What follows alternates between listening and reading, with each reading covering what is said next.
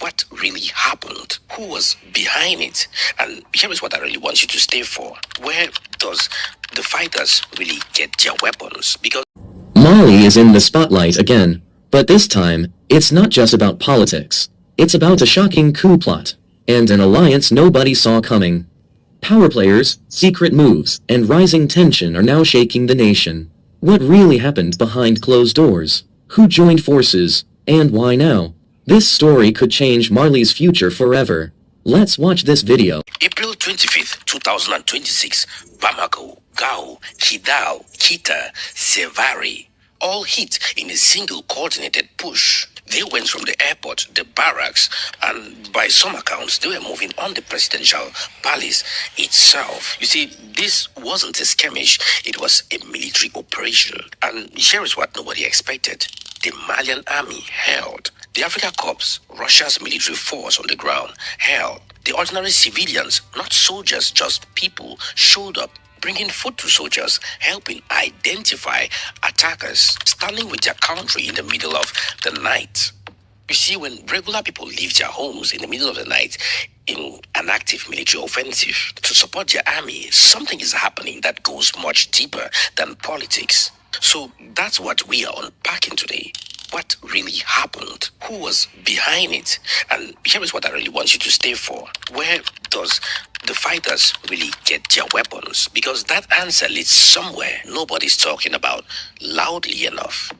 Now, quick context, because none of these makes sense without it. Mali has been at war since 2012. Jihadist separatist rebels, a country twice the size of Texas, where the government never fully controlled its own territory. Two military takeovers, 2020, 2021. They make a clean break, kick out France, end the UN mission MINUSMA in 2023, and then call Russia. Now, before you assume you know where this is going, let me tell you what Russia actually did. You see, in 2025, jihadists made a blockade around Bamako, cutting it completely from supplies from Cote d'Ivoire and Senegal. These highways permitted fuel to be transported to Bamako. And as a result of the blockade, petrol stations became dry and markets shut down. The African Corps didn't call a press conference. They organized a convoy of fuel tankers and escorted it into Bamako. Helicopters flying cover the whole route.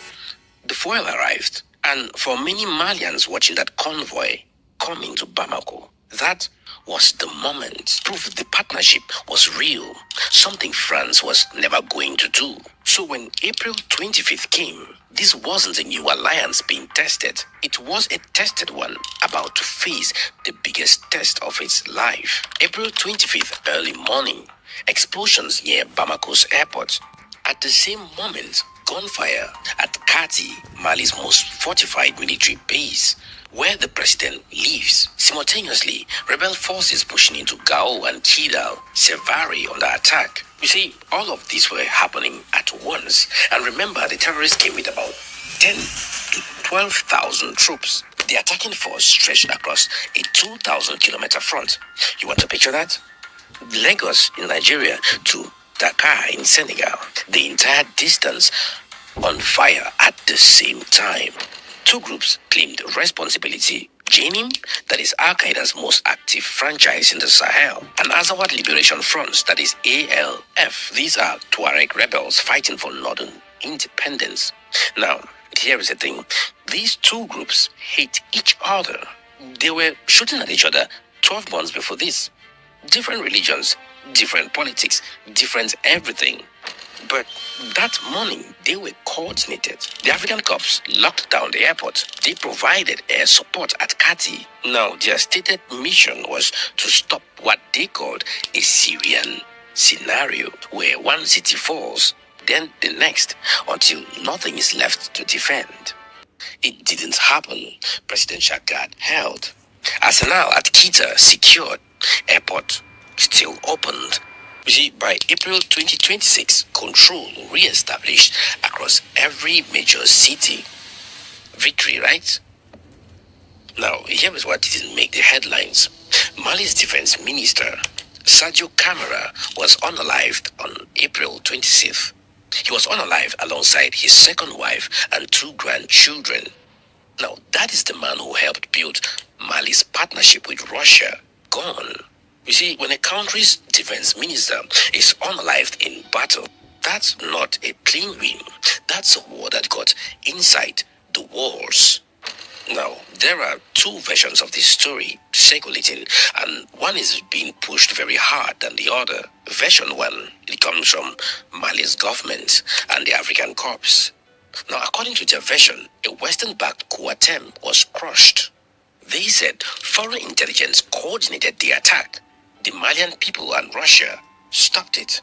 Now, version 2, and this is from BBC Al Jazeera, an independent analyst. Now, according to this version, there was insurgency escalation. According to Wasim at Sofan Center, the goal was never Bamako permanently. The real target was the north. He hit the capital to freeze the military, then take Kidal, while no one can react. Being paralyzed. So reference real events. But Western-backed coup attempt is a political claim, one that benefits the regime and one that no major independent outlet has verified. The Sufan Center and ACLAB call this insurgency escalation. Now, attribution needs evidence, not just motive. Now, where do you learn? Drop in the comments. I genuinely want to read what you think about this. You see, that Jenim Tuareg alliance, this is the hidden engine of April 25th, and most coverage missed it. April 2024, these two groups were fighting each other on the mountain border. By 2025, signed cooperation deal. Jenim wants a caliphate. The FAL wants a secular Tuareg homeland. You see, these are completely different goals, but Wazim broke down the terms. FAL controls captured urban centers. Janim gets rural zones. Tuareg rebels accepted Sharia law. In exchange, joint military operations. Now, Jean-Yves Hezekiel from the International Crisis Group was blunt. This alliance exists for one reason: common adversaries, the Malian government and Russia. The African proverb nails it. The enemy of my enemy is my brother, until the battle is over. You see, that's tactically powerful and politically fragile. Once their common enemy weakens, old fights return. But now, those differences are packed. And that packing is what made April 25th possible. Now, remember I told you there was something about the weapons. Here it is. These fighters showed up with Mistral missiles and Stinger manpads. A Mistral, French-made, a Stinger, American. Both are NATO-grade shoulder-fired anti-aircraft systems designed to bring down military helicopters. Both have been confirmed in the hands of fighters fighting in Kidal and Gao. And that's per the African Corps Security Report. So I need to ask you something. How does an Al-Qaeda affiliate in the Sahel end up with French anti-aircraft missiles? Now, there are three main possibilities, and all of them are documented. We'll start with the first one. Libya 2011. NATO removes Gaddafi. His stockpiles, including an estimated 10,000 manpads, are looted and scattered across North Africa. Now, when Tuareg soldiers who served in Gaddafi's army came home to Mali in 2012, the weapons came with them. ISS Africa tracked that Libyan pipeline as the primary heavy weapon source for Sahel armed groups for years. So one decision in Tripoli in 2011 is still unaliving people in Mali in 2026. Now the second option, which is Ukraine 2022. Western nations had shipped massive manpads to Ukraine in 2022 following the invasion of Ukraine by Russia. Over 1,500 Stingers from America alone, Mistrals from France and Norway, Starstrikes from Britain. Now, arms striking organizations immediately flagged an accountability gap. You see, and that is not a theory. This is exactly what happened after Afghanistan in the 1980s, when Stingers ended up on black markets for a decade. Now, Africa Corps claimed Ukrainian and European mercenaries. used these systems in Kidal and Gao. Ukraine, of course, denied it. Those specific claims not independently verified. Now, the third option is battlefield capture. ISS Africa documented that since 2019, raiding state armories is Janim's single biggest weapon source. Janim has been known to show videos filming themselves walking out of captured military bases with weapons. Now, these are government weapons, purchased, stored, and lost in a single afternoon. Now, all three pipelines probably fed April 25th. And everyone traces back to decisions made far from Mali, in Tripoli, in western capitals, in poorly secured barracks across the Sahel. Now, when you arm one group to fight another, the weapons don't stop when the war does. They travel, they get traded, they get pointed at someone that no one planned for. You see, that's a 40-year pattern, and Africa is living with it right now. So, Mali, Burkina Faso, Niger, the alliance of the Sahel states, all three had military takeovers. All three chose Russia. All three told the continent's sovereignty first. So, if Bamako falls, that message collapses, which is exactly why April 25th was amplified so loudly, so fast. Russia showed it can fight alongside an African army and hold a capital. You see, that's a real result.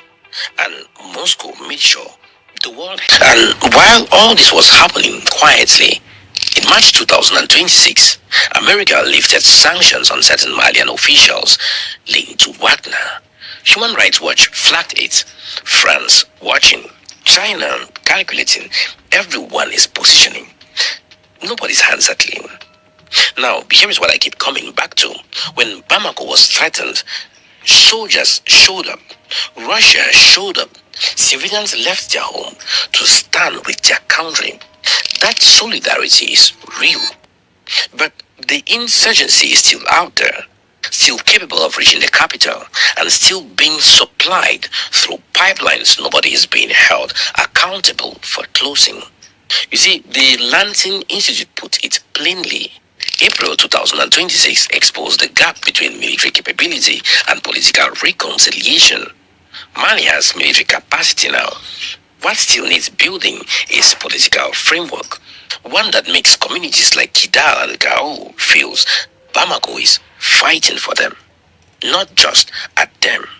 You see, the old proverb, once the lion learns to write, every hunting story will glorify the hunter. You see, everyone writing April 25th story has an interest in how it sounds. Your job and mine is to read all of it and ask, what actually happened and what does it mean for where Africa goes from here? We just traced three pipelines that explains how NATO weapons reach fighters attacking African capitals. But there is one piece of that trace I couldn't put in this video. Once you see it, it reframes completely who is exactly responsible for the Sahel security collapse. At the deepest level, honestly, is the piece I keep coming back to most, and that is in the members pack on Patreon. If you were sitting across from Mali's president right now, what's the one thing you would tell him to do? Military, political, economic, whatever your angle, drop it below.